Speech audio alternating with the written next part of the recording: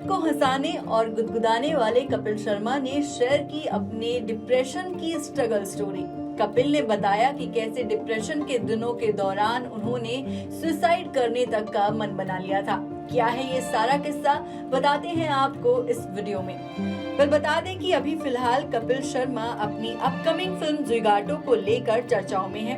17 मार्च को सिनेमा घरों में रिलीज होने वाली इस मूवी का ट्रेलर साल 2022 में टोरंटो इंटरनेशनल फिल्म फेस्टिवल और बुसान इंटरनेशनल फिल्म फेस्टिवल में प्रीमियर हुआ था और अब ये फाइनली इंडिया में बड़े पर्दे पर आने को पूरी तरह से तैयार है। और इसी के प्रमोशन के दौरान एक्टर और कॉमेडियन ने अपने स्ट्रगल के दिनों को याद किया।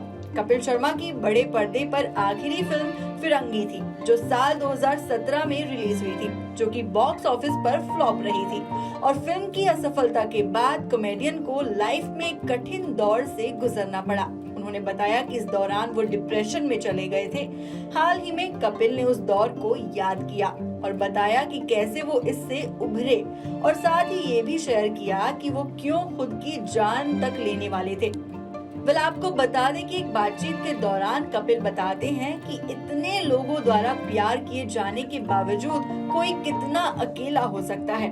कपिल कहते हैं, एक पब्लिक फिगर के तौर पर करोड़ों लोग आपको जानते हैं, आप उनका मनोरंजन करते हैं, लेकिन जब आप घर आते हैं तो आप अकेले होते हैं। आप एक नॉर्मल जिंदगी जीने की स्थिति में भी नहीं हैं, जहां आप बाहर जा सकते हैं, समुद्र तट पर बैठ सकते हैं और समुद्र को देख सकते हैं। आप 2 कमरों के फ्लैट में रहते हैं और जब शाम को बाहर अंधेरा हो जाता है तो मैं ये नहीं बता सकता कि उस सिचुएशन में कितना बुरा लगता है।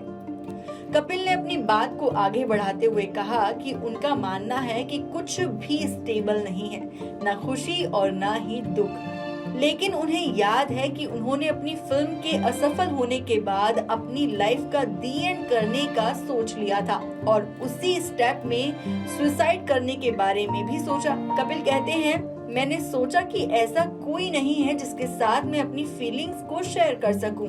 कपिल ने आगे कहा कि मैं जहां से आता हूं, मेंटल हेल्थ ऐसी चीज नहीं है जिस पर डिस्कशन किया जाए। मुझे नहीं लगता कि ये पहली बार था जब मैं इस दौर से गुजरा था।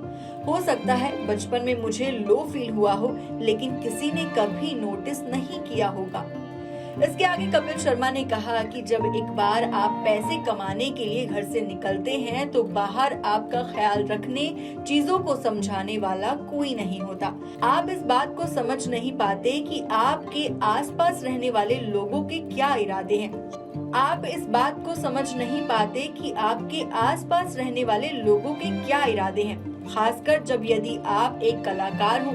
लेकिन जब आप इस तरह के दौर से गुजर रहे होते हैं तो आप अपने आसपास चल रही चीजों पर ध्यान देना शुरू कर देते हैं। आपको सब समझ में आने लगता है, आपकी आंखें खुल जाती हैं। अगर कोई कलाकार संवेदनशील है तो इसका ये मतलब बिल्कुल नहीं है कि वो बेवकूफ है। कपिल ने आगे कहा कि जब मैं उन बातों के बारे में सोचता हूँ तो मुझे लगता है कि ये एक अच्छा दौर था। इसके बाद जिंदगी फिल्टर हो गई है। अगर वो दौर नहीं आता तो मैंने जो अपनी जिंदगी में छोटी छोटी चीजों का आनंद लेना सीखा है, वो सब नहीं होता।